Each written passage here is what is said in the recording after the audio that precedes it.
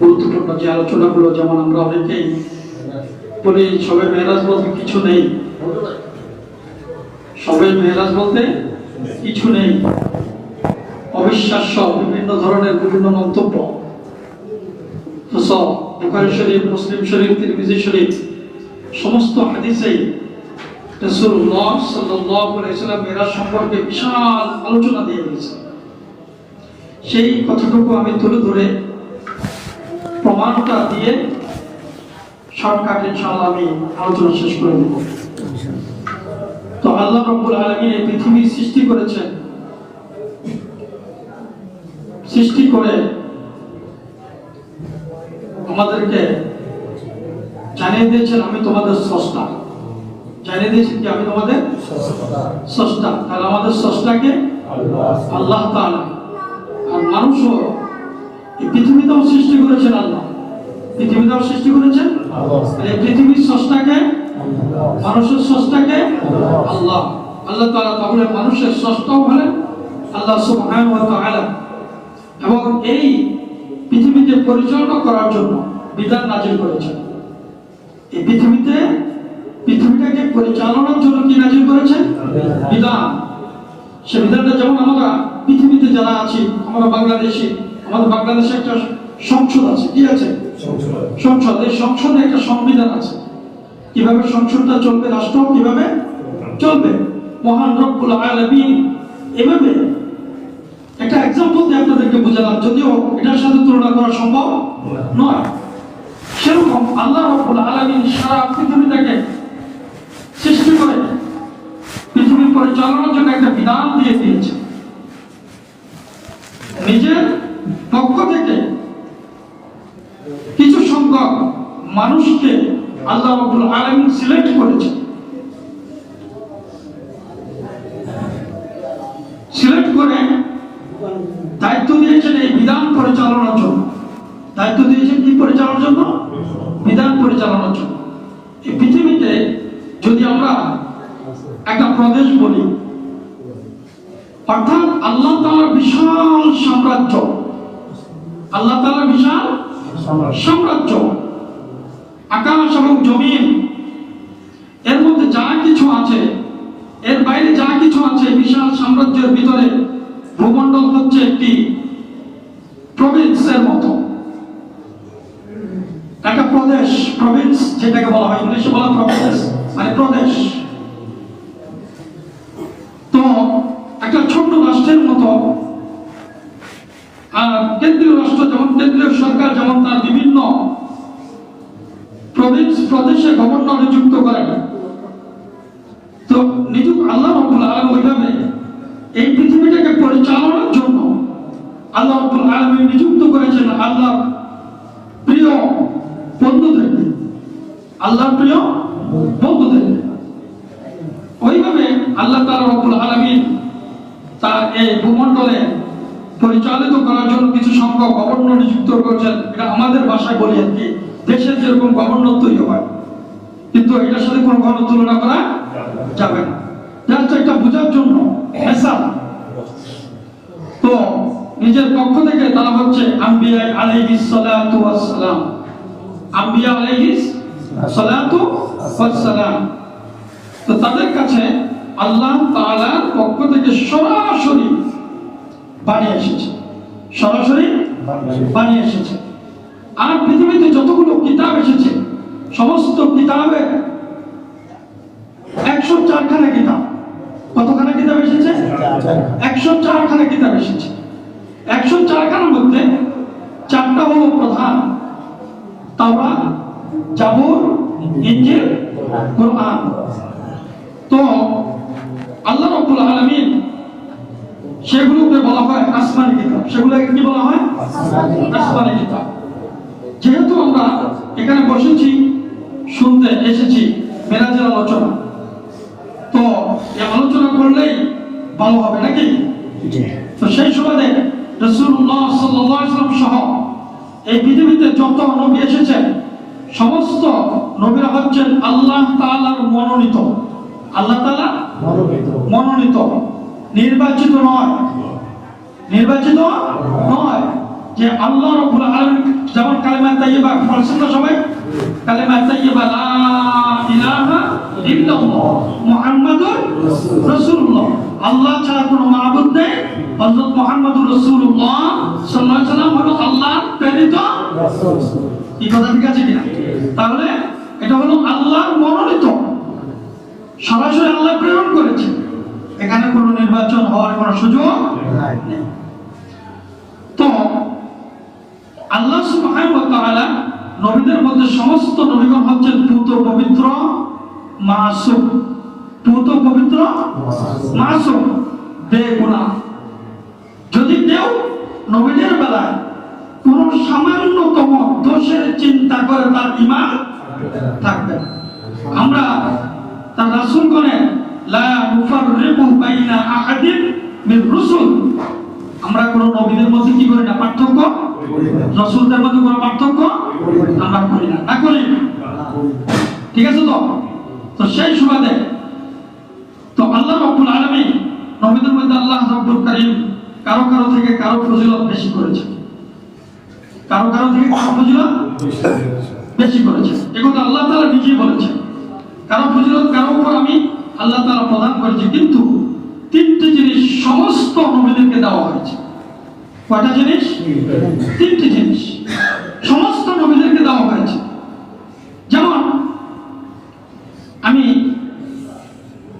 এই গুণাবলী প্রকাশ করার আগে আমি দুনিয়াটা দেখাই। আমাদের বাংলাদেশটা দেখ, আমাদের বাংলাদেশে সেনাবাহিনী আছে, নৌবাহিনী আছে, বিমান বাহিনী আছে, পুলিশ আছে, তারপরে গোয়েন্দা বিভাগ আছে, ঠিক আছে? তো সেনাবাহিনীর একটা গোয়েন্দা বিভাগ আছে, ওইটাতে আমার বাইরে চাকরি করে, তার খবরাখবর আমি নিতে পারি তো কি অবস্থা না আছে। তো সে বললো যে যার যার পাওয়ার তার কাছে, কারণ যদি তার পাওয়ার না থাকে সে কখনো ফল প্রয়োগ করতে পারবে না। তো সেই সুবাদে আল্লাহ রাব্বুল আলামিন আল্লাহ তাআলা কারো ফজিলত কিন্তু তিনটি জিনিস সবাইকে দিয়েছে।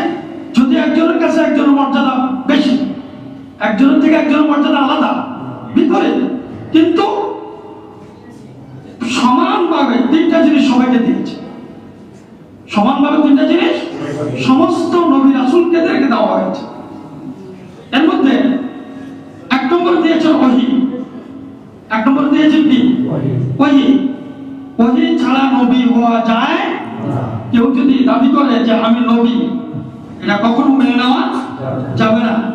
যেমন ওই যুগে মুসাইলামা কাজ্জাব নিজেকে কবি দাবি করেছিল, আমাদের এই যুগে গোলাম আহমদ কাদিয়ানী নবী দাবি করেছিল, করে নাই? মনে আছে আপনাদের? এর বিরুদ্ধে আমরা অনেক মিছিল মিটিংও করেছি, খতমে নবুয়ত আমরা ঘোষণা করেছিলাম, সেই মানিকদের বিরুদ্ধে বিশাল প্রোগ্রাম হয়েছিল অনেক বছর আগে, ওই সময় আমি ছোট ছিলাম। তো এই সুবাদে কেউ নিজেকে ইচ্ছাকৃতভাবে কখনো কোনো কিছু দাবি করা সম্ভব, তদ্রুপ আল্লাহ রাব্বুল আলামিন যাদেরকে মনোনীত করেছেন তারা ছাড়া অন্য কেউ নবী দাবি করার অধিকার রাখে না। এই কথা ঠিক আছে? এই দুই নম্বরে নবীদেরকে দেওয়া হয়েছে মুজিজা। এক নম্বরে তো ওহী নাযিল করছে, দুই নম্বরে দিয়েছেন কি? মুজিজা। মুজিজার মানেটা কি? মুজিজার মানেটা হলো একটা শক্তিশালী জীবনকে জিনিসকে দুর্বল করে দাও, একটা শক্তিশালী জিনিসকে দুর্বল করে দাও। এর ব্যাখ্যা আমি আসবো। যেমন তিন নম্বরে সমগ্র নবীদের দেওয়া হয়েছে উন্নত চরিত্র। সমস্ত নবীদেরকে কি দেওয়া হয়েছে? উন্নত চরিত্র। আল্লাহ রাব্বুল আলামিন কুরআনুল কারীমে স্পষ্ট জানিয়ে দিয়েছেন, ইন্নাকা লাআলা খুলুকিন আযীম, আমার রাসূলের ব্যাপারে স্পষ্ট জানিয়ে দিয়েছে। তো এখন মুজিজার ব্যাপারটা আমি বলি। যেমন দাউদ আলাইহিস সালামের মুজিজা ছিল, তিনি যখন কোন লোহা ধরতেন, কি ধরতেন? লোহা, সাথে সাথে পানির মতো গলে যেত, পানির মতো গলে যেত। দাউদ আলাইহিস সালাম দুনিয়া ত্যাগ করেছেন, মুজিজা ওনার সাথে কি হয়েছে? চলে গেছে। আর এই মুজিজা কেউ দেখাতে পারবে না। লোহা দিয়ে অস্ত্র তৈরি করতেন, এই লোহাটা যখন গুঁড়ো হয়ে যেত পানি হয়ে যেত, তখন এটাকে আবার অবস্থার প্রেক্ষাপটে এটাকে আবার কি করতেন, বিভিন্ন অস্ত্র তৈরি করতেন দাউদ আলাইহিস সালাম। 2 নম্বরে সুলাইমান আলাইহিস সালাম, ওনাকে আল্লাহ রাব্বুল আলামিন মুজিজা হিসেবে দিয়েছেন তখ্ত। কি দিয়েছেন? তখ্ত। মনে আছে আপনাদের?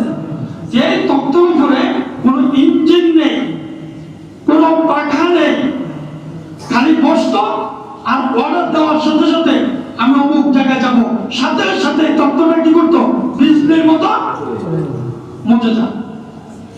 3 নম্বরে আরেকজনের কথা বলি, ঈসা আলাইহিস সালাম, ওনাকে মুজিজা দেওয়া হয়েছিল অন্ধ মানুষের চোখে হাত দেওয়ার সাথে সাথে চোখ ভালো হয়ে যেত, কুষ্ঠ রোগীদের শরীরে হাত দেওয়ার সাথে সাথে উনি সুস্থ হয়ে যেত। এভাবে আল্লাহ রাব্বুল আলামিন। তারপরে মুসা আলাইহিস সালামের ওই সময় জাদুর প্রভাব ছিল বেশি। কিসের প্রভাব ছিল? জাদুর প্রভাব ছিল বেশি। এজন্য আল্লাহ রাব্বুল আলামিন মুসা আলাইহিস সালামকে একটা মুজিজা দিয়েছেন, সেটা ছিল লাঠি। সেটা কি ছিল? লাঠি। এই লাঠি দ্বারা, যেমন একটা উপমা, যখন ফেরাউন মুসা আলাইহিস সালামকে দৌড়াচ্ছিল, মুসা আলাইহিস সালামের চিন্তা ছিল আল্লাহর কাছে, আল্লাহ আমি কিভাবে পার হবো? আল্লাহ রাব্বুল আলামিন হুকুম দিলেন, এ মুসা তোমার হাতের লাঠিটা নদীটার মধ্যে বাড়ি দাও। সাথে সাথে 12টা রাস্তা হয়ে গেছে। কয়টা রাস্তা হয়ে গেছে? 12টা রাস্তা। ওনার দলবল নিয়ে উনি এই রোড থেকে কি হয়েছে, চলে গেছে। আর ফেরাউনের চিন্তা ছিল রোড তো পাইছি। ফেরাউনের চিন্তা ছিল কি? মুসা আলাইহিস সালামের চিন্তা ছিল আল্লাহর উপর ভরসা। আর ফেরাউনের চিন্তা ছিল কি? রোড পাইছি, আরাম করে ঠেকায় কে? মাঝখানে যাওয়ার পরে আল্লাহ রাব্বুল আলামিন পুরো বাহিনী সুদ্ধা তাকে কি করেছে, ডুবে শেষ। তারপরে আল্লাহ রাব্বুল আলামিনের সাথে মুসা আলাইহিস সালাম বেশি কথা বলতেন। কি করতেন? কথা বলতেন। আল্লাহ রাব্বুল আলামিন জিজ্ঞাসা করলেন, মুসা আমা তিলকা বিয়ামিনিকা ইয়া মুসা, তোমার হাতে এটা কি? তোমার হাতে এটা কি? লাঠির কথা জিজ্ঞাসা। মুসা আলাইহিস সালাম জিজ্ঞাসা করলেন, তুমি এটা কি করো, কি করবা, কি হয়েছে না সেটা জিজ্ঞাসা করেন।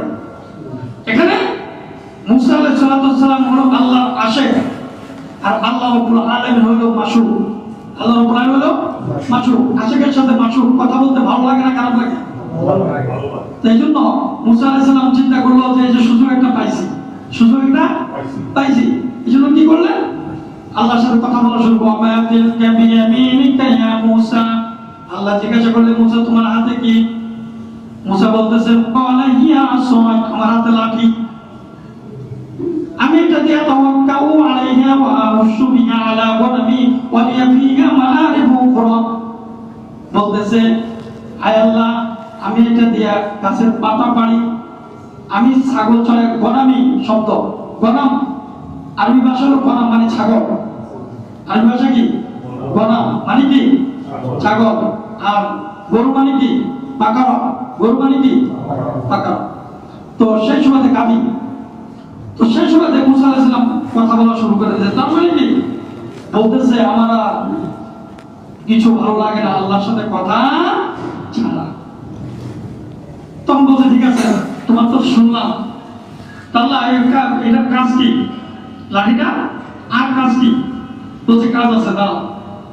তুমি তো পাতা পাড়ো আর ছাগল চড়াও, এটা যাও, কি আছে? কাজ আছে। কি কাজ আছে? খুঁজ, কয়টা কি করো? জমিনে মারো, জমিনে মারো। মারার সাথে সাথে একটা সাপ হয়ে গেছে। কি হয়ে গেছে?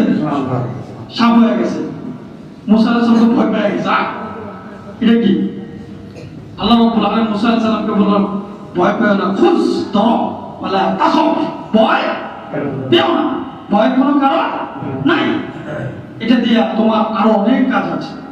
এই লাঠিটা দিয়েছে মুসা আলাইহিস সালামকে আল্লাহ রাব্বুল আলামিন মুজিজা হিসেবে। তাই একজন নবীকে এক একভাবে আল্লাহ রাব্বুল কি করেছেন? মুজিজা দিয়েছেন। রাসূল সাল্লাল্লাহু আলাইহি ওয়াসাল্লাম যখন পৃথিবীতে আগমন করেন, তখন ছিল সাহিত্যের প্রভাব। কিসের প্রভাব? সাহিত্যের। কবি সাহিত্য ছিল বেশি। কবি সাহিত্য ছিল বেশি। এই সাহিত্যকরা বিভিন্ন কবিতা বলে, বিভিন্ন সাহিত্য বলে ওই সময় মানুষগুলোকে নিজেদের পক্ষে নিয়ে নিত। এর প্রভাব বিস্তার করে তারা বিশালভাবে মানে মানুষের ভিতরে একটা আলোড়ন সৃষ্টি করে ফেলেছে। আর আল্লাহ রাব্বুল আলামিন এই সাহিত্যকে বন্ধ করার জন্য, প্রভাব বন্ধ করার জন্য আল্লাহ রাব্বুল আলামিন স্বয়ং রাসূলুল্লাহ সাল্লাল্লাহু আলাইহি ওয়াসাল্লামের উপর 3000 মুজিজা দিয়েছেন। সুবহানাল্লাহ। কত হাজার মুজিজা? 3000 মুজিজা দিয়েছেন।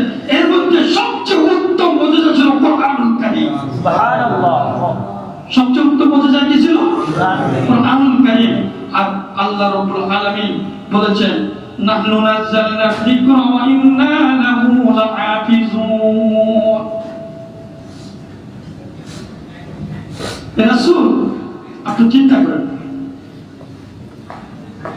কোরআন নাযিল করেছি আমি, কোরআন নাযিল করেছি আমি, আর ওয়া ইন্নাহু লাহাফিজুন, আর এর হেফাজত আমি আল্লাহই করব। সুবহানাল্লাহ। এর হেফাজত আমি আল্লাহই করব। যেমন দেখেন হেফাজত কিভাবে হচ্ছে দেখেন, আমি দেখি নাই যদিও শুনেছি, দেখি নাই যদিও শুনেছি, বিভিন্ন জায়গায় আগুন লাগে, আগুন লাগে না? এগুলো কোরআন শরীফ আছে, কোরআন শরীফ পড়ে, কোরআন শরীফ কি শুনছেন না আপনারা? আমি কিন্তু আগে বলছি, আমাকে যদি কষ্ট করে দেখছেন কিনা আমি কিন্তু বলতে পারবো না, আমি দেখি নাই, শুনেছি। কিন্তু আল্লাহ কোরআনের মাধ্যমে কি বলছেন? নাহনু নাযালনা যিকরা ওয়া ইন্না লাহু লাহাফিজুন। নাহনু আমি, নাযালনা যিকরা এই কোরআন নাযিল করেছি, ওয়া ইন্নাহু লাহাফিজুন আমি আল্লাহ কোরআনকে কি করব? হেফাজত করব। তো মেরাজের আগে নবীজি সাল্লাল্লাহু আলাইহি ওয়াসাল্লাম অবস্থা দীর্ঘদিন দাওয়াত দিয়েছিল মক্কা। কোথায় দাওয়াত দিয়েছেন? মক্কা। দাওয়াত দেওয়ার পর নবীজি সাল্লাল্লাহু আলাইহি ওয়াসাল্লাম তায়েফ গেলেন। কোথায় গিয়েছেন? তায়েফ গিয়েছেন। সেই তায়েফে গিয়ে নির্যাতনের শিকার হয়েছে। কিসের শিকার হয়েছে? নির্যাতনের শিকার হয়েছে। তো আম্মাজান আয়েশা সিদ্দিকা রাদিয়াল্লাহু তাআলা আনহা একদিন রাসূল সাল্লাল্লাহু আলাইহি ওয়াসাল্লামকে জিজ্ঞাসা করলেন, ইয়া রাসূলুল্লাহ, কারণ উহুদের যুদ্ধে আল্লাহ রাসূলের দন্ত শহীদ হয়েছে, এটা আমরা সবাই জানি, কিন্তু কোনটা হয়েছে এটার কোনো ব্যাখ্যা নেই, কিন্তু শহীদ হয়েছে। এর মধ্যে বিভিন্ন ওয়াকিয়াতে এসেছে, বিভিন্ন ওয়াকিয়াতে রাসূলের আশিক ছিল একজন ওয়াজ করুন। আমি ওয়াকিয়ার কথা বলছি, কোনো দলিল বলি নাই, এটা নিয়ে ধরলে আমি উত্তর দিতে পারবো না। সেখানে বলা হয়েছে যে রাসূলের কোন দাঁতটা ভাঙছে এটা নিজেও বলতে পারবে না, এটার জন্য নাকি উনি দাঁত ভেঙে ফেলেছে, শুনেছি। ঠিক আছে, আমি এই ওয়াকিয়াটা আমার সম্মুখে এখন আসেনি, আমি বলতে পারবো না, কিন্তু শুনেছি। কিন্তু এটা আশিকের কারণে হয়েছে। কিসের কারণে? আশিকের কারণে, যদি হয়ে থাকে।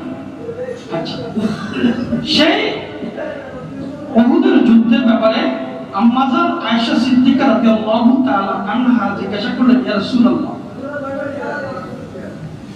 এই উহুদের চেয়ে কঠিন কোন দিন কি আপনার উপর এসেছিল? কঠিন কোন দিন কি আপনার উপরে এসেছিল? রাসূল সাল্লাল্লাহু আলাইহি ওয়াসাল্লাম বললেন, আমি তোমার কওমের নিকট হতে যে বিপদের সম্মুখীন হয়েছি তা তো হয়েছি। আকাবার দিন যখন নিজেকে ইবনে আব্দে ইয়ালিন, ইবনে আব্দে কালালিন নিকট পেশ করেছিলাম, আমার কথাগুলো পেশ করেছিলাম, আমার কথাগুলো পেশ করেছিলাম, আমি যা চেয়েছিলাম সে তার জবাব, ওই দিন আমি সবচেয়ে বেশি কষ্ট পেয়েছি। এই জন্য আলোচনা করা যায়। রাসূল সাল্লাল্লাহু আলাইহি ওয়াসাল্লামের মেরাজ সম্পর্কে আমরা এখানে আলোচনার জন্য বসেছি। এটা দলিল দরকার আছে না? আল্লাহ রাব্বুল আলামিন কুরআনুল কারীমে সূরা বনী ইসরাঈলের প্রথম আয়াত, সূরা বনী ইসরাঈলের প্রথম আয়াত, রাসূল সাল্লাল্লাহু আলাইহি ওয়াসাল্লাম যখন কষ্টে নিমজ্জিত, দুঃখিত, তখন আল্লাহ রাব্বুল আলামিন সরাসরি দাওয়াত দিয়ে বলেছেন, ইয়া রাসূলুল্লাহ, আপনি চিন্তা করেন না, আমি আল্লাহ আমার হাবিবকে দাওয়াত দিলাম আশা জিনা আসার জন্য। আর সেটা আল্লাহ রাব্বুল আলামিন কুরআনুল কারীমের সূরা বনী ইসরাঈলের প্রথম আয়াতে জানিয়ে দিয়েছে। কোন আয়াতে? প্রথম আয়াতে সূরা বনী ইসরাঈলে, সুবহানাল্লাযী আসরা বিআবদিহি, পবিত্র ও মহিমাময় তিনি, যিনি তার বান্দাকে, এখানে যে বান্দা শব্দ উচ্চারণ করেছে, বিআবদিহি। অনেক আমরা বলি বান্দা বলে কষ্ট পায় বলে, আল্লাহ স্বয়ং বলতেছে বিআবদিহি। কি কথা ঠিক আছে কি? লাইলা মিনাল মাসজিদিল হারাম, লাইলা মানে রাত্রে, কখন? রাতে ভ্রমণ করিয়েছিলেন মসজিদুল হারাম ইলা মসজিদুল আকসা, মসজিদুল হারাম থেকে মসজিদুল আকসা আল্লাহ তাআলা তার বান্দাকে নিয়ে গিয়েছে। কি করেছে? নিয়ে গিয়েছে। রাতের একটি অংশে মক্কা মুকাররমা মসজিদ হতে বাইতুল মুকাদ্দাস মসজিদ পর্যন্ত নিয়ে যাওয়ার ব্যবস্থা করেন। নিয়ে যাওয়া, এখন এত দলিল দরকার না? এখন অনেকে বলে কিভাবে হইলো, কি হইলো না হইলো, স্পষ্ট কোরআন হাদিস শরীফের দৃষ্টান্ত, হাদিস শরীফের ব্যাখ্যা না জানালে তো আপনারা বুঝবেন না। মূল কিতাব বুখারী 349 নম্বর হাদিস, মূল কিতাব বুখারী 349 নম্বর হাদিস।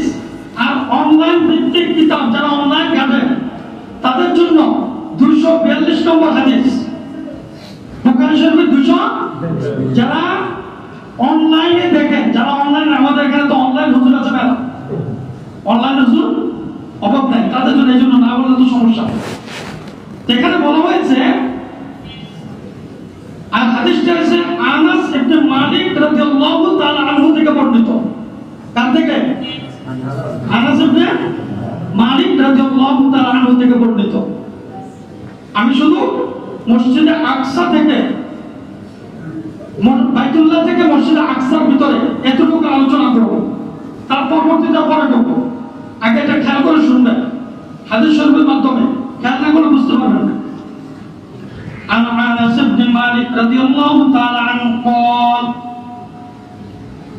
كان أبو ذر رضي الله تعالى عنه يحدث أن رسول الله صلى الله عليه وسلم আনাস ইবনে মালিক রাদিয়াল্লাহু তাআলা আনহু থেকে বর্ণিত, তিনি বলেন, আবু যর রাদিয়াল্লাহু তাআলা রাসূল সাল্লাল্লাহু আলাইহি ওয়াসাল্লাম থেকে বর্ণনা করেছেন, রাসূল সাল্লাল্লাহু আলাইহি ওয়াসাল্লাম থেকে বর্ণনা করেছেন, ক্বালা ফাফরিজ আন সাকফি বাইতি ওয়া আনা বিমাক্কাহ। কথাটা শুনবেন, ক্বালা ফাফরিজ আন সাকফি বাইতি ওয়া আনা বিমাক্কাহ। তিনি বলেন, রাসূল সাল্লাল্লাহু আলাইহি ওয়াসাল্লাম বলেছেন, মক্কা একটা ঘরের মধ্যে আমি শোয়া। মক্কা এক ঘরের মধ্যে হাদিসের আবার দলিল সব দিয়ে দিয়েছি, কথা কত নম্বর আছে দেখে নেবেন। কি বলছে? যে আমি মক্কায় একটা ঘরের মধ্যে আমি শোয়া। হঠাৎ আমি দেখলাম ফানাজালা জিবরিল, হঠাৎ আমি দেখলাম যে ঘরে আমি শোয়া, হঠাৎ আমার ঘরের ছাদ খুলে দেওয়া হচ্ছে। ঘরের ছাদ কি করতেছে? খুলে দেওয়া হচ্ছে। আল্লাহ রাসূল শুয়ে আছে, ঘরের ছাদ খুলতেছে।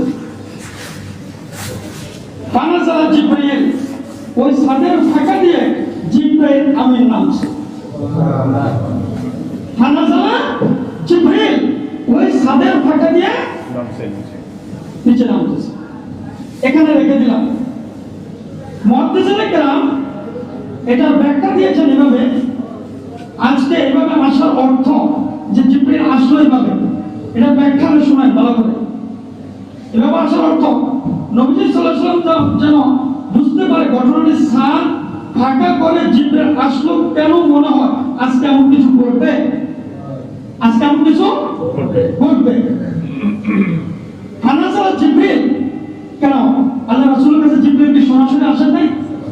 আল্লাহ রাসূলের কাছে জিবরাইল বিভিন্ন ভাবে আসেন নাই, কিন্তু আজকে গাছ ঘর উপরে ছাদ থাকা করে আসতে হবে না। এটা আশ্চর্য আজীব ঘটনা দেখানোর জন্য, আজীব ঘটনা বোঝানোর জন্য। তারপরে যা কিছু ঘটবে যা অসম্ভব মানুষের দ্বারা, এটা মানুষের দ্বারা কখনো সম্ভব হবে না। তো কিন্তু আল্লাহ তাআলার কাছে এটা কোনো সমস্যা এক কথা। এটা নবীদের দ্বারা ঘটলে হবে মুজিজা, নবীদের দ্বারা ঘটলে হবে, তাহলে এটা নবীর একটা মুজিজা, এটা নবীর একটা মুজিজা, এটাকে অস্বীকার করবেন আপনারা?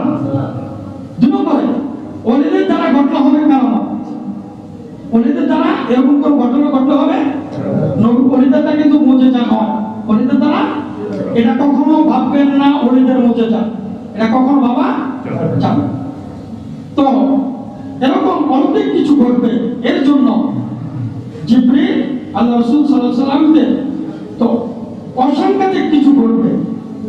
তো এই পরিস্থিতিতে তো জিবরিল আল্লাহ রাসূল সাল্লাল্লাহু আলাইহি ওয়াসাল্লামকে ধরে উঠে বাইরে নিয়ে আসলেন হাতিমে কাবা। কোথায় নিয়ে আসলেন? হাতিমে কাবাতে। যারা হজ করতে গিয়েছেন হাতিমটা দেখছেন আপনারা? এই হাতিমে কাবাতে আল্লাহ রাসূল কায়দা বসাইছে, কি করছে? বসাইছে। তো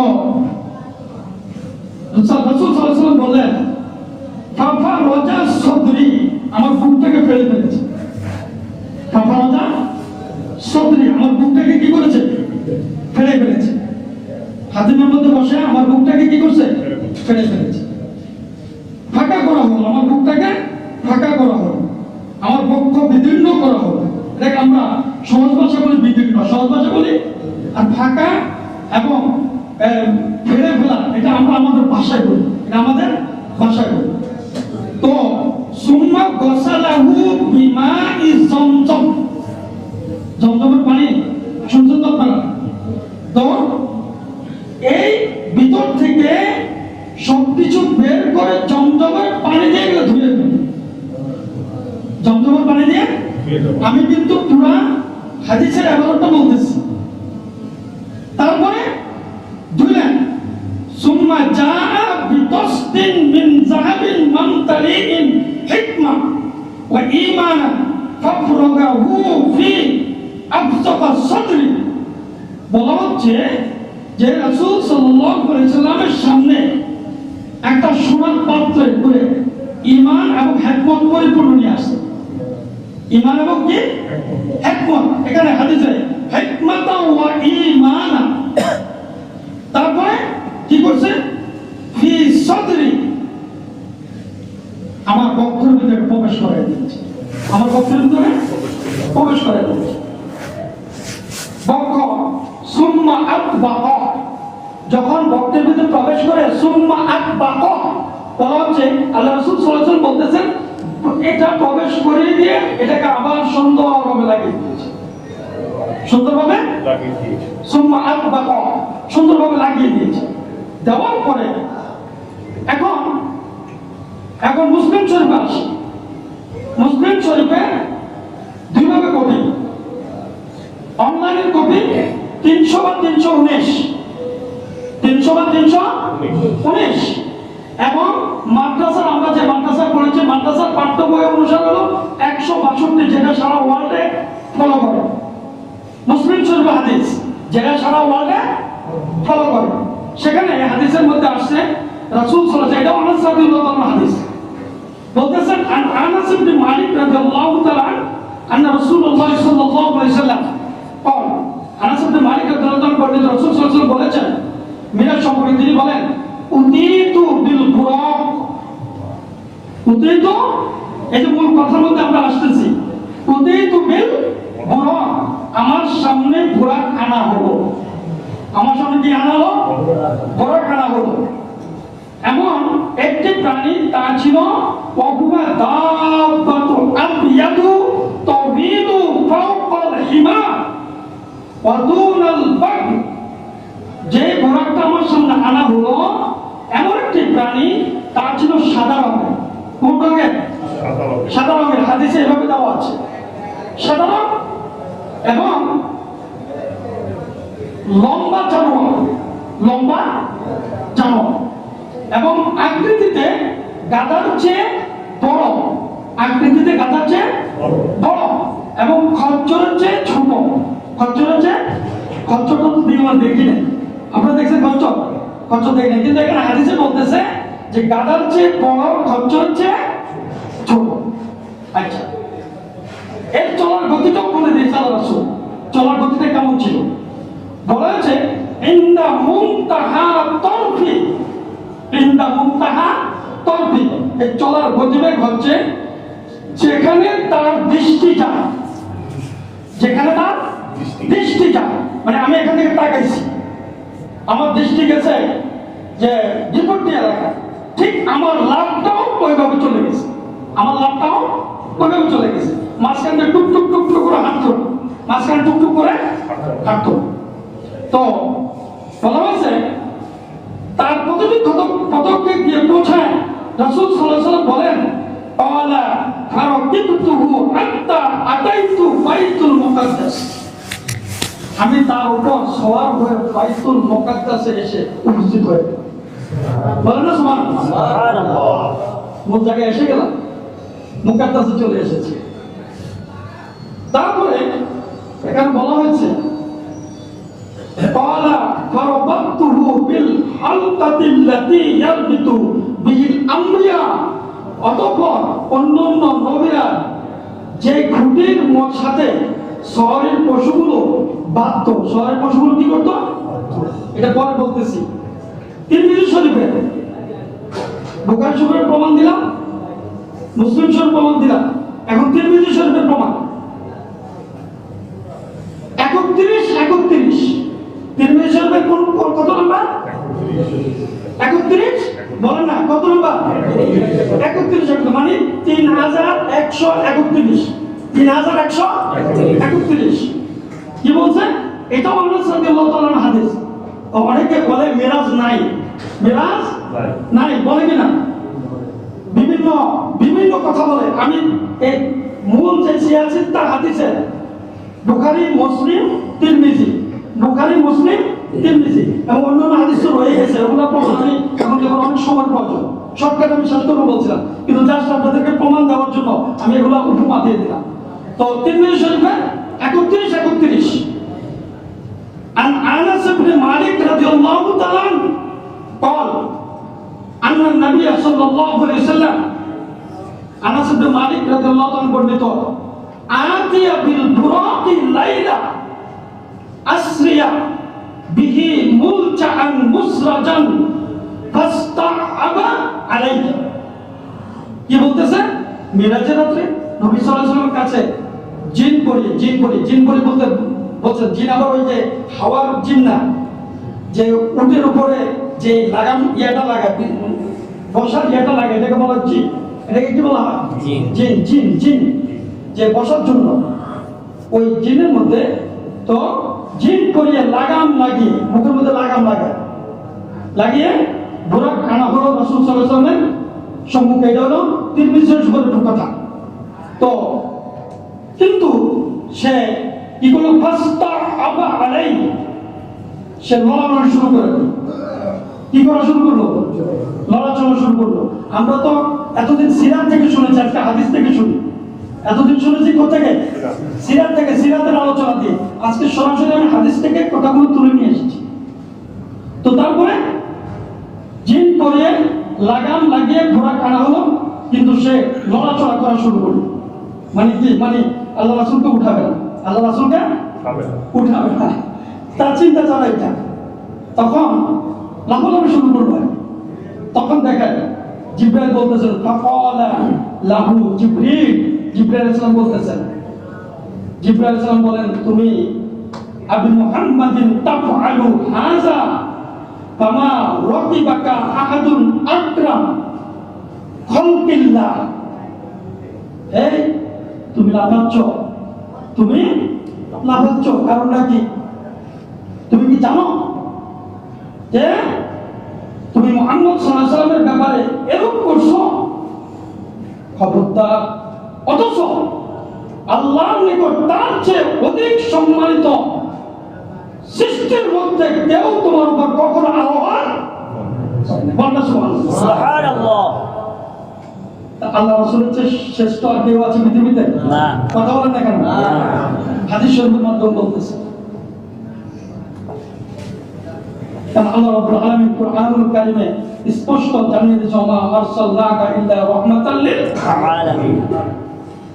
এই কথা ঠিক আছে? আচ্ছা, তারপরে ফারফাদুল আরক, যখন জিবরাইল আলাইহিস সালাম এই কথা বললেন, বলার সাথে সাথে ওই ঘোড়াটা লজ্জা পেয়ে গেছে। ঘোড়াটা কি করছে? লজ্জা পেয়ে গেছে। লজ্জায় ঘোড়াটি থামায় গেছে। মানুষ থামায় না, লজ্জায় থামায় গেছে ঘোড়াটি। কারণ ঘোড়ার যে থামায়, এটাকে আমরা দেখি, হাদিস শরীফের ব্যবহার সুপরমাত্র হয়ে গেছে। তারপরে ইবনে বারদাত আন আবি ইবনে শরীফের 3132 নম্বর হাদিস, عن ابن بردة عن أبي قال قال رسول الله صلى الله عليه وسلم রাসূল সাল্লাল্লাহু আলাইহি ওয়াসাল্লাম বলেন, লাম্মা আনতাহাইনা ইলা বাইতুল মুকাদ্দাস, আমরা যখন বাইতুল মুকাদ্দাস পৌঁছলাম, আমরা যখন কোথায় পৌঁছলাম? বাইতুল মুকাদ্দাস। ক্বালা জিবরিলু বিআসবিহি, বিভিন্ন হাদিসে আসছে নবীরা যে দরজার মধ্যে ওই তাদের ইয়েটা বাঁধতো, ঘোড়াটা ঠিক ওখানে বাঁধতো। আর এখানে বলছে 3032 নম্বর হাদিস, বলতেছে জিবরাইল আলাইহিস সালাম তার আঙ্গুল দিয়ে একটা পাথরকে ইশারা করছে, আঙ্গুল দিয়ে একটা পাথরকে ইশারা করছে। ফাখরাজা বিহাল হাজার ফাশাত্তু বিহিল বুরাক, যে ইশারা করে ওই পাথরটাকে গর্ত করে ফেলেছে। গর্তটা কি করছে? পাথরটাকে গর্ত। ওই গর্তের মধ্যে আল্লাহ রাসূল সাল্লাল্লাহু আলাইহি সাল্লামের বোরাকের লাগামটা বেঁধে দিয়েছে। বোরাকের লাগামটা বেঁধে দিয়েছে। আচ্ছা, এখন আমি যে কথাটার মধ্যে বলতেছিলাম যে ক্বালা ফারবাতু বিল হালকাতিল্লাতী ইয়ারবিতু বিহিল আমবিয়া, অতঃপর অন্যান্য নবীরা যে খুঁটির সাথে সোয়ারের পশুগুলো বাঁধতো, আমিও আমার সোয়ারি তার সাথে বেঁধে নিলাম। আমি আমার সোয়ারি তার সাথে বেঁধে নিলাম, কেবল আল্লাহ রাসূল। তারপরে এরপর আমি ক্বালা সুম্মা দাখালতুল মসজিদ, মসজিদে আকসা, সোয়ারির সাথে বেঁধে নিলাম। এরপর আমি মসজিদে আকসায় প্রবেশ করলাম। দাখালতু মসজিদ এভাবে আসছে। ফাসাল্লাইতু বিহি রাকাতাইন, সেখানে 2 রাকাত সালাত আদায় করলাম। আরেকটা হাদিসের মধ্যে আসছে ওই নামাজের মধ্যে সমস্ত নবীদেরকে আল্লাহ রাব্বুল আলামিন উপস্থিত করে দিয়েছেন। সুবহানাল্লাহ। সমস্ত নবীদেরকে কি করেছেন? উপস্থিত করে দিয়েছেন। সুম্মা খরাজতু ফাজাআনি জিবরিল আলাইহিস সালাতু ওয়াস সালাম, সালাত যখন শেষ হলো, তারপরে বিভিন্ন কথোপকথন ছিল, এটা আমি গেলাম না, আমি শর্টকাট শেষ করতে চাচ্ছি। সুম্মা, যখন সালাত শেষ হলো, সুম্মা খরাজতু ফাজাআনি জিবরিল আলাইহিস সালাতু ওয়াস সালাম বিইনাইন মিন খামরিন ওয়া ইনাইন মিন লাবান। রাসূল সাল্লাল্লাহু আলাইহি ওয়াসাল্লাম যখন মিনাল মসজিদ থেকে বের হলো, সালাত শেষ করে মসজিদ থেকে বের হলো, হওয়ার পরে বিইনাইন মিন খামরিন ওয়া ইনাইন মিন লাবান, 2টা জিনিস আল্লাহ রাসূলের সম্মুখে নিয়ে আসলো। কয়টা জিনিস? 2টা জিনিস। একটা হলো দুধের পাত্র, আর একটা হলো শরাবের পাত্র। লাবান দুধ, খাম শরাব। তখনই ওয়া ইনাইন মিন লাবান, রাসূল সাল্লাল্লাহু আলাইহি ওয়াসাল্লাম লাবানের পাত্রটা ধরলেন, দুধের পাত্রটা ধরলেন। ধরার পরে গ্রহণ করলাম। তখন জিবরাইল বলতেছেন ফাখতারতুল লাবান, ফাকালা জিবরাইল আখতারতুল ফিতরা, আপনি দুধের পাত্রটা গ্রহণ করেন নাই, আপনি গ্রহণ করেছেন। জিবরাইল সালাম বললেন আপনি ফিতরাতকে বেছে নিয়েছেন। কি বেছে নিয়েছেন? ফিতরা।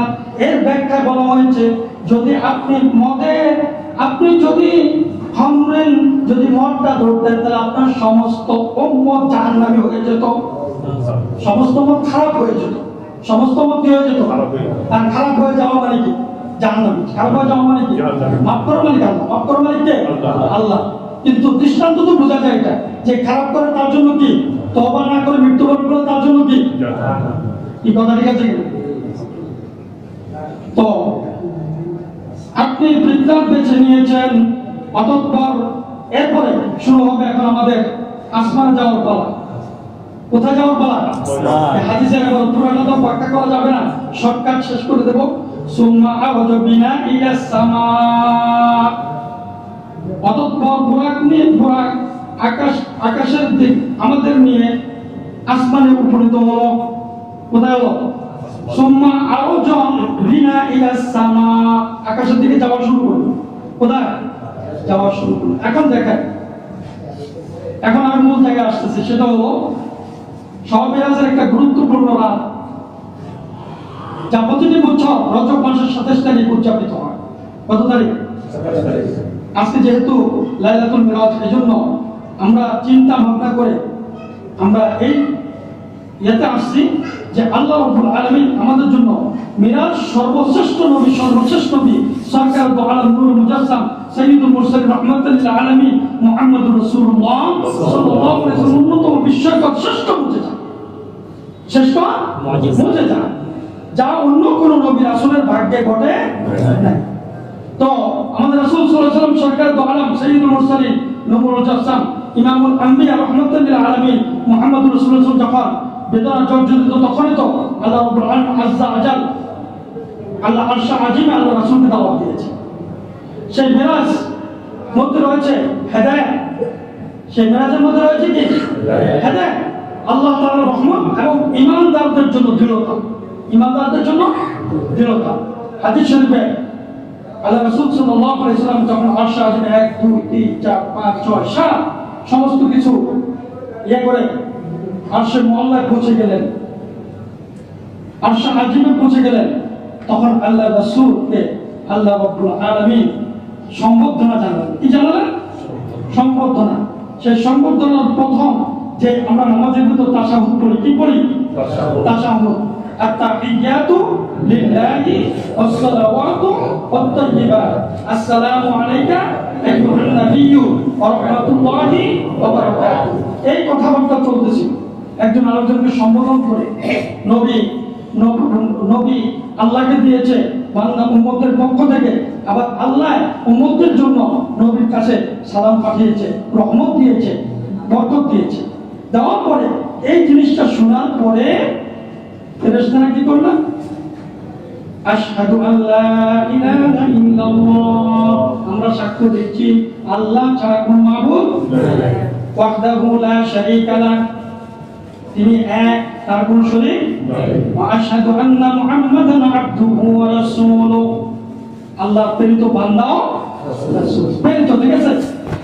তো এই পরিস্থিতিতে আরশ আজিমে সেই ভূমণ্ডলে পৌঁছার পরে আল্লাহ রাব্বুল আলামিন আল্লাহ রাসূলকে জানিয়ে দিলেন যে আমি তোমার সমস্ত উম্মতদেরকে মাফ করে দেব, আমি তোমার সমস্ত উম্মতদেরকে মাফ করে দেব।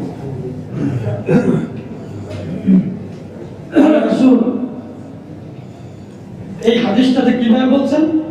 কুল্লু উম্মতি ইয়াদখুলুনাল জান্নাহ, ঘোষণা দিয়ে দিলেন আমার সমস্ত উম্মত জান্নাতে। সুবহানাল্লাহ, আমার সমস্ত উম্মত জান্নাতি। এর ভাগে অনেক কথা রয়ে গেছে, বলার সুযোগ নাই, সময় সংকীর্ণ, আমি শেষ করে দিচ্ছি। তারপরে কিন্তু এখানে আবার কিন্তু লাগিয়ে রেখেছেন। কি লাগিয়ে রেখেছেন? কিন্তু ইল্লা মান আবা, ইল্লা মান আবা। আল্লাহ রাব্বুল আলামিন মিরাজে রাসূল সাল্লাল্লাহু আলাইহি ওয়াসাল্লাম বলেন আপনার সমস্ত উম্মত জান্নাতি, কিন্তু এখানে লাগাই দিয়েছে ইল্লা মান আবা। এটা কি?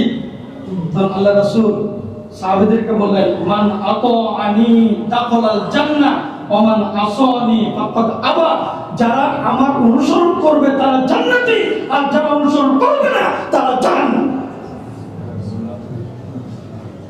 যারা অনুসরণ করবে তারা জান্নাতি, আর যারা অনুসরণ করবে না তারা জাহান্নামী।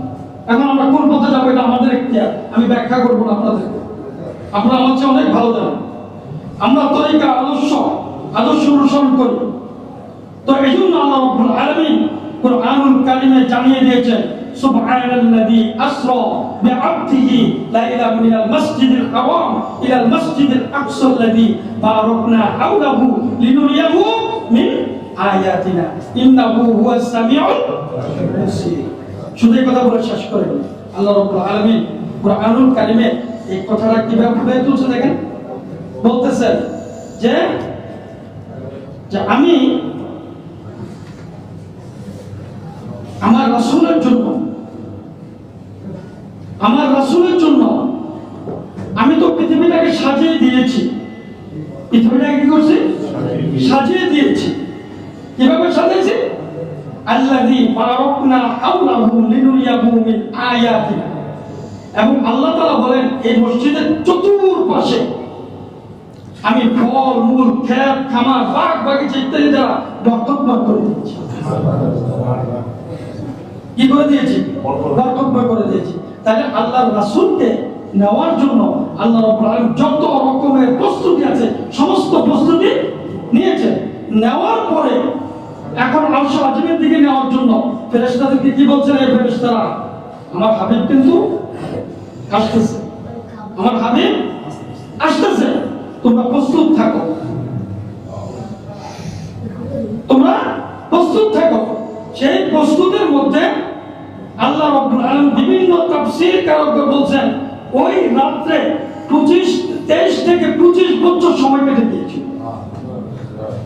কত বছর?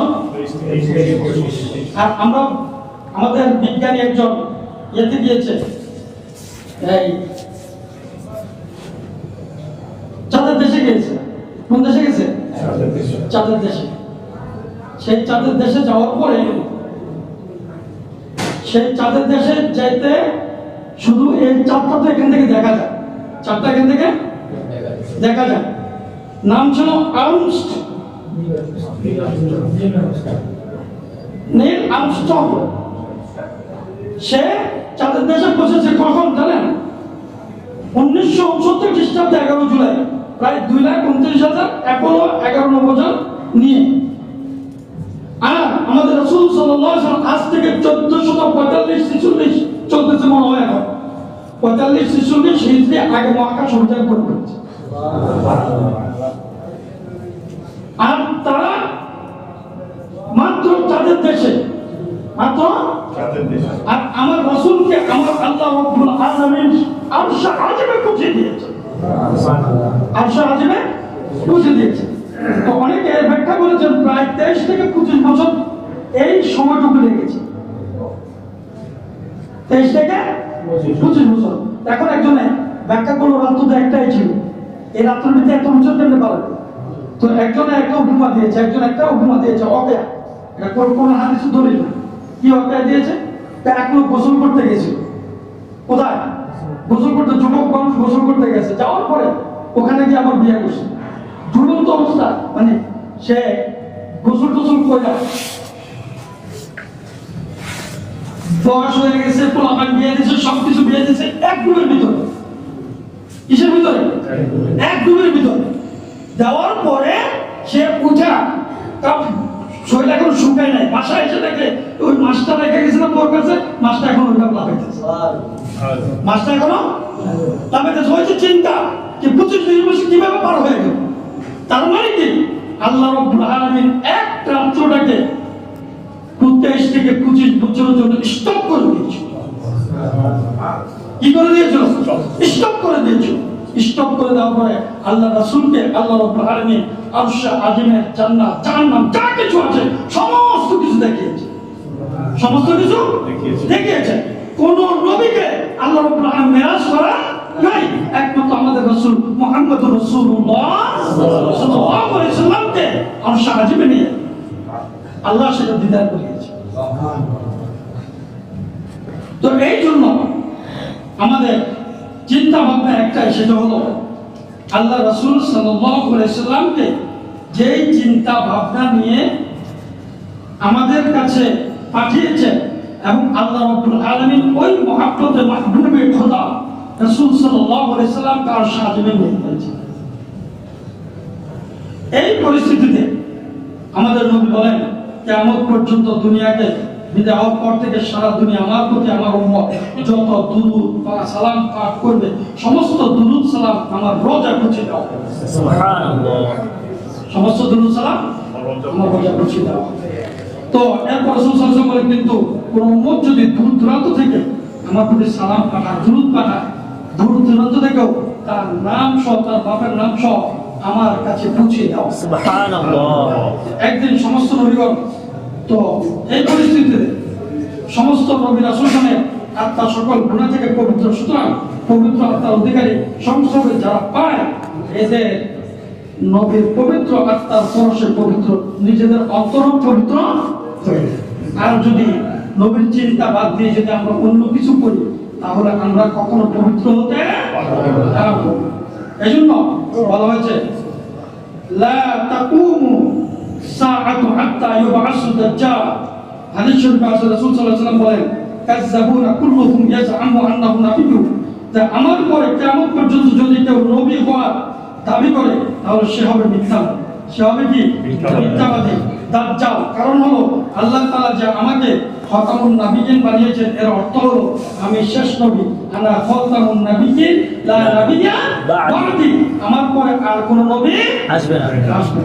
এইজন্য আমাদের, আমি একটা সহজ উদাহরণ দিচ্ছি, সেটা হলো যে কোন নবী শ্রেষ্ঠ হওয়ার প্রমাণ এখানে যে নবী শেষ এবং শ্রেষ্ঠ হওয়ার হলো বনি ইসরায়েলের আমাদের নবীর তৃতীয় মর্যাদা সম্পর্কে তুলে ধরা হয়েছে। সূরা বনি ইসরায়েলের তৃতীয় নাম, একটা হলো সূরার নামে নাম, আরেকটা হলো ইসরা। আরেকটা কি? ইসরা। বনি ইসরায়েলের আরেকটা নামটা কি মনে রাখবেন, ইসরা। তো শব্দ অর্থ হলো রাত্রি ভ্রমণ করা। হযরত আদম আলাইহিস সালাম থেকে শুরু করে ঈসা আলাইহিস সালাম দুনিয়াতে পাঠিয়েছেন। আল্লাহ রাব্বুল আলামিন কুরআনুল কারীমে স্পষ্ট জানিয়ে দিয়েছেন যে আমি আল্লাহ রাব্বুল আলামিন সারা পৃথিবীটাকে এমন ভাবে সাজিয়েছি যেটা অন্য কারোর জন্য এভাবে সাজাইনি। তো এজন্য আমাদেরকে অশামসু তাজরি লিমুস্তাকর লিদালিকা তাকদীরুল আজিজান, সূর্য নির্দিষ্ট স্থানে ভ্রমণ করে, সূর্য নির্দিষ্ট স্থানে ভ্রমণ করে। এবং তারপরে কমা কদ্দারনাহু মানাজিল হাত্তা আ'দা কাল-রুজুল কালা। চন্দ্রের জন্য বিভিন্ন স্তর রেখেছি, চন্দ্রের জন্য বিভিন্ন স্তর রেখেছি। এজন্য আল্লাহ রাব্বুল আলামিনের নামের সাথে সর্বপ্রথম দিয়েছেন সুবহান। কি নাম দিয়েছেন? সমস্ত কিছু পারেন, অন্য কেউ পারবে না। পবিত্র ছাড়া কেউ এটা সম্ভব নয়। আমরা পবিত্র হতে পারি না, আমরা সম্ভব করতে পারবো। এজন্য আমাদের আল্লাহর সাথে রাসূল সাল্লাল্লাহু আলাইহি ওয়াসাল্লামের কথোপকথন হলো, প্রথম যে কথাটা হয়েছিল, আমার মৌখিক ইবাদত, যেটা তাশাহুদ বলেছিলাম, আমার মৌখিক ইবাদত, শারীরিক ইবাদত, আর্থিক ইবাদত, আল্লাহ আমি আপনার জন্য হাদিয়া নিয়ে এসেছি, আপনার জন্য হাদিয়া নিয়ে এসেছি। এবং তারপরে জবাবে আল্লাহ রাব্বুল আলামিন বলল, আমার হাবিব আমার পক্ষ থেকে আপনার প্রতি সালাম, আমার পক্ষ থেকে আপনার প্রতি কি সালাম, আপনার প্রতি রহমত, আপনার প্রতি বরকত। কয়টা দিছে? তিনটা। কয়টা দিছে? সালাম, রহমত, বরকত। সালাম অর্থ কি? শান্তি। সালাম অর্থ কি? শান্তি। রহমত তো রহমতে, বরকত অনেক, বরকত অনেক। তো এর উত্তর রাসূল সাল্লাল্লাহু আলাইহি ওয়াসাল্লাম বলে, হে আল্লাহ, আপনার প্রতি প্রতিদান, আপনার এই তিন প্রতিদান, আপনি আমাকে তিনটা দিয়েছেন, সালাম দিয়েছেন, রহমত দিয়েছেন, বরকত দিয়েছেন। এই তিন প্রতিদান আমি আপনাকে কি দিতেছি? আমি একা নিলাম না এইগুলো, আপনি তো আমাকে দিয়েছেন, আমি একা নিলাম না। কি করবা? কারণ আমি সমস্ত নবীগণের পক্ষ থেকে, সমস্ত নবীগণের পক্ষ থেকে, আমার সমস্ত উম্মতের পক্ষ থেকে, নেককারগণের পক্ষ থেকে আপনার তিন হাদিয়া আমি গ্রহণ করি। তিন হাদিয়া আমি গ্রহণ করি। তো দুই বন্ধুর আলাপ শুনে ফেরেশতারা তো যা বললে এটা তো আমি আগে বলেছি, তো সুসংবাদ দিচ্ছি, সেটা হলো আপনার একটা উম্মত জাহান্নামে যাবে না। তো আপনার সমস্ত উম্মত, কুল্লু উম্মতি ইয়াদখুলুনা জান্নাহ, সমস্ত উম্মত কি জান্নাতি, কিন্তু ইল্লা মান আবা, যারা মানে না তারা যাবে না। এখন আমরা কি রাসূলকে মানবো কি মানবো না? আতিউল্লাহ ওয়া আতিউর রাসূল, আল্লাহ আনুগত্য করতে হবে, রাসূলের আনুগত্য করতে হবে। এজন্য বলা হয়েছে, চমৎকার একটা হাদিস আছে যেখানে অনেক কথা আছে। শেষ আলোচনা বিদায় বেলা আল্লাহ তাআলা নবীদের উম্মতের জন্য একটা উপহার দিলেন। আল্লাহ তাআলা বলেন, জমিন থেকে আপনি আমার মেহমান হয়েছেন, জমিন থেকে আপনি আমার মেহমান হয়েছেন, আমি আপনার উম্মতের জন্য হাদিয়া দিলাম 50 ওয়াক্ত সালাত। কয় ওয়াক্ত? 50 ওয়াক্ত। সূরা ফাতিহা ছাড়া নামাজ হবে না। এর মধ্যে আমরা নামাজের সময় দাঁড়িয়ে সূরা ফাতিহা পড়ি। কি পড়ি? সূরা ফাতিহা। রাসূল সাল্লাল্লাহু আলাইহি ওয়াসাল্লাম, আল্লাহ রাসূল, আমি বারবার বলবো না, শেষ পর্যন্ত আমাদের জন্য নির্ধারিত হয়েছে কয় রাকাত? 5 ওয়াক্ত। রাকাত না, কয় ওয়াক্ত? 5 ওয়াক্ত। এই 5 ওয়াক্তের মধ্যে রাসূল সাল্লাল্লাহু আলাইহি ওয়াসাল্লামকে আল্লাহ রাসূল বলে দিয়ে আল্লাহ রাব্বুল বলে দিয়েছেন, এই 5 ওয়াক্ত নামাজ যদি সুন্দর, সুশৃঙ্খল, সুষ্ঠুভাবে তা পড়ে, আমি আল্লাহ রাব্বুল আলামিন 5 ওয়াক্তে 50 ওয়াক্তে সওয়াব দান করব। সুবহানাল্লাহ। 50 ওয়াক্তে সওয়াব দান করব। আমরা কিন্তু রাজি আছি কিনা? ইনশাআল্লাহ আছি। আমার মনে নাই আছে। আল্লাহ রাসূল বলেছেন, আমার কথা মানতে হলে আনুগত্য করতে হবে। আর আনুগত্যের প্রধান উদ্দেশ্য আমি যেগুলা বলেছি, কোরআনের আয়াত, মা আতাকুমুর রাসূলু ফাখুযু, রাসূল তোমাদেরকে যা দিয়েছে সেগুলো তোমরা কি করো? আঁকড়ে ধরো। সেগুলো তোমরা কি করো? প্রথম অনেক কিছু দিয়েছে, তার মধ্যে একটা হলো জামাতে সালাত আদায় করো। জামাতে সালাত আদায় করো। কয়জনে করছি? ইনশাআল্লাহ। কয়জনে করছি? কয়জনে করছি? সবার কথা বলি না, কয়জনে করছি? কয়জনে করি? জি জি। প্রথমটাই তো আমরা ফেল, প্রথমটাই তো ফেল। এই ফেলটার মধ্যে কি বলছে এখানে? হাদিস স্পষ্ট কি স্যার? মান আতাআনি দাখালাল জান্নাহ, যারা আমার আনুগত্য করবে তারা জান্নাতে যাবে। ওমান আসানি ফাকাদ আবা, যারা আনুগত্য করবে না তারা যেতে পারবে না। কি কথা রাইট না? রাইট। আমি হাদিস দিয়ে বলছি, আমি নিজের বানানোর কথা বলি।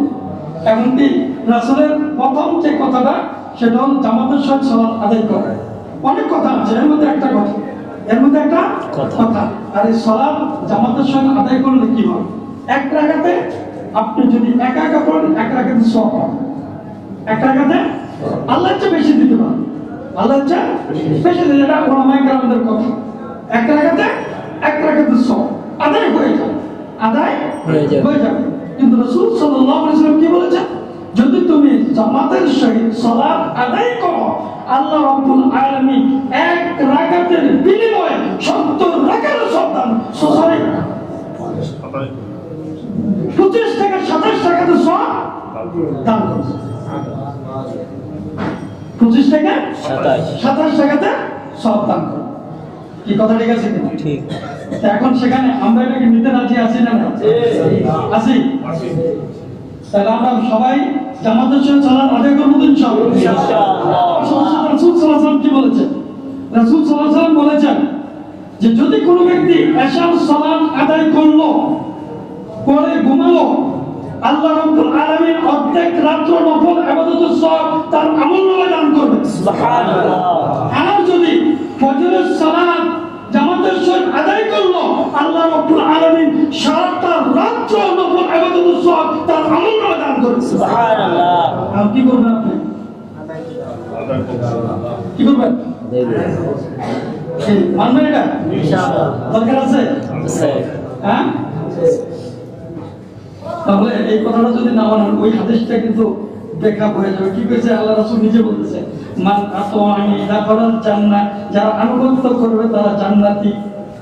মাফ করার মালিক আল্লাহ, মাফ করার মালিক আল্লাহ।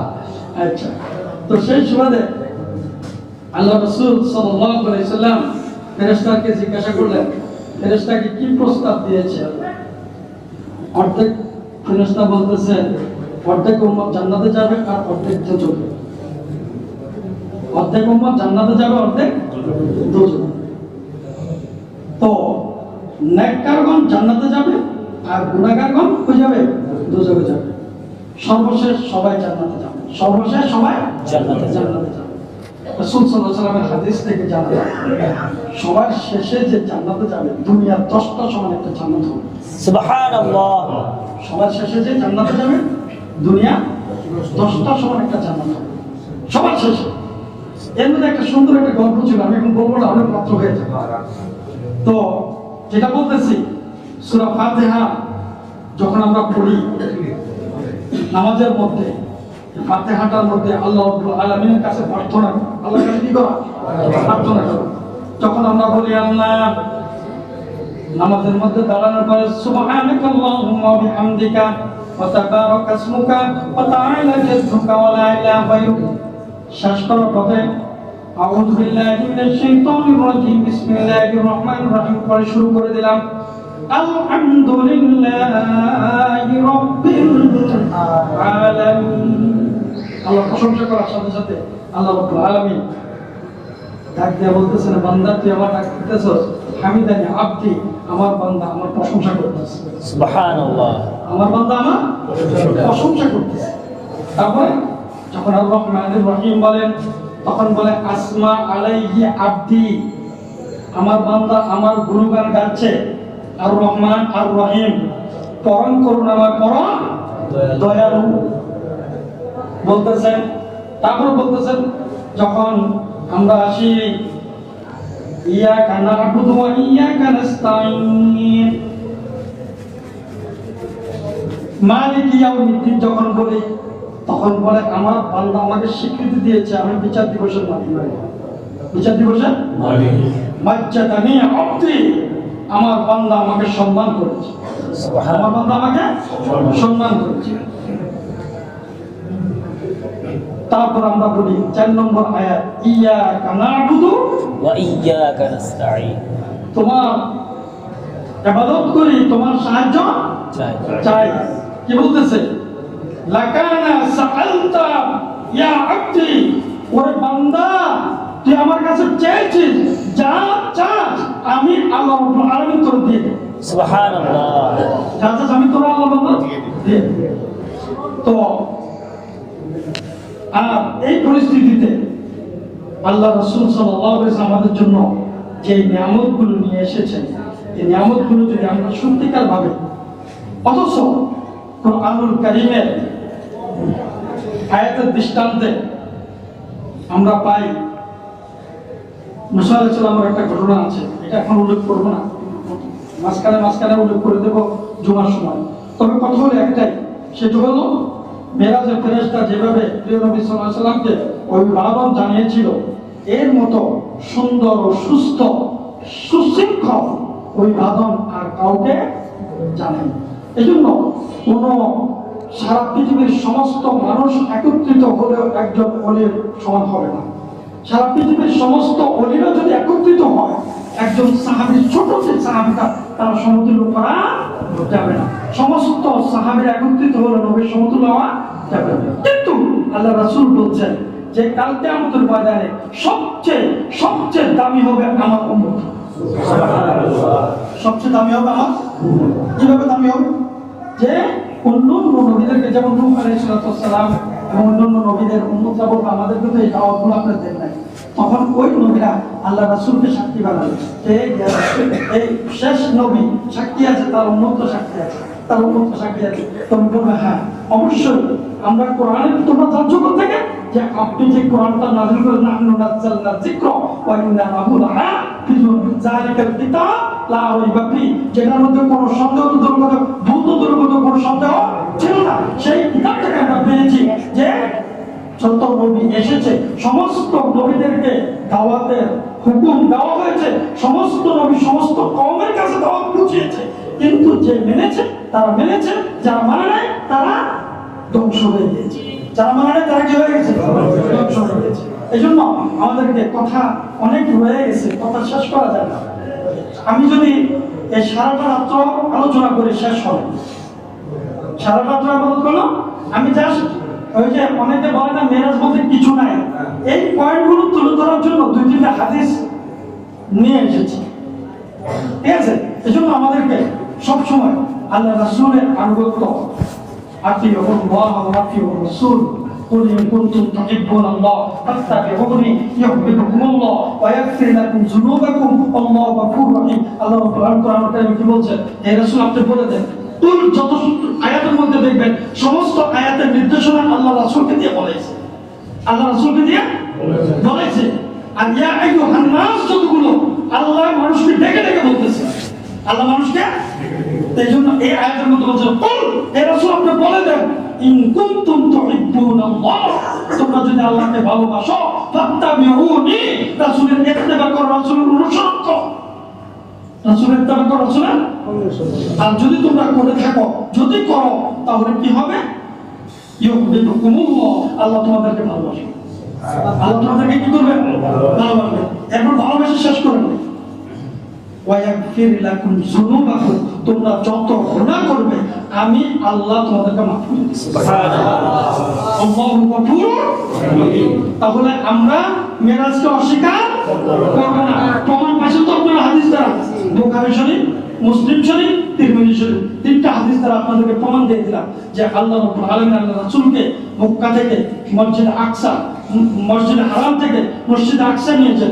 মসজিদ আকসা থেকে আরশ আজিমে পৌঁছে দিয়েছে ওই আলোচনা করতে গেলে আরো বিশাল সময় লাগবে এই জন্য আল্লাহ রাব্বুল আলামিন যেন আমাদেরকে বিশ্বাসের উপর রেখে আল্লাহ রাব্বুল আলামিন আল্লাহ রাসূল যা কিছু আমাদের জন্য নিয়ে এসেছেন সেগুলো আমরা গ্রহণ করে নিজেদের ভিতর গঠন করে চলতে পারছি তৌফিক দান করুন আমিন রাব্বুল আলামিন কুরআন ও হাদিসের আলোকে ইমানি মেহনতের ইসলামী যোদ্ধা ধর্মীয় গ্রন্থাবলী শুনুন নিজ ইমানকে তাজা করুন তেহরিকে ঈমান।